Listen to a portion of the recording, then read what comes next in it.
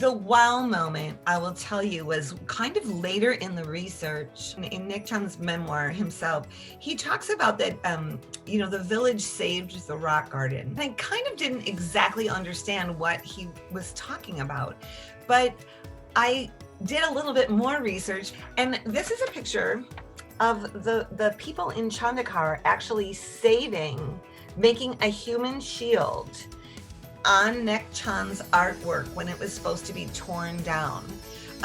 He did build illegally originally. Technically, he went to an area of land that was owned by the government, but the government wasn't doing anything with it. So he kind of went into like a jungle-like area, cleared out parts of it, and just began building there because it reminded him of his village. I mean, he was kind of almost in a lot of ways recreating his village, what the women looked like when they were going for water, what people looked like when they were cooking, what the jackals and the monkeys and all of the creatures looked like. He even brought in plants from the city dump and recreated a lot of the garden atmospheres, because Nick Chun built this over 15 years and no one knew about it. It really was a secret that nobody in the town knew.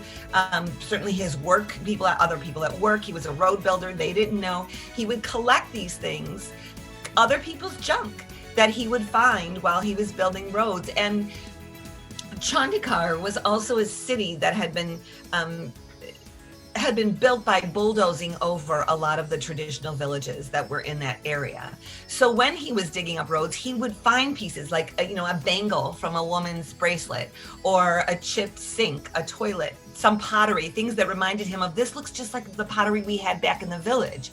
He would save those things, and that's what he built the artwork out of. What was so surprising to me and emotional was how one person's just love for place, love for his home, and then rebuilding it in secret, had all of these other people love their home in a way too. It's another circle that's built into the book, that he was just trying to kind of rebuild his own sense of belonging in the world, and it wound up making him belong into his new community of Chandikar and having everyone there say, this is an essential part of our community. His dream is now an essential part of our dream, and we want that here. We want that to stay.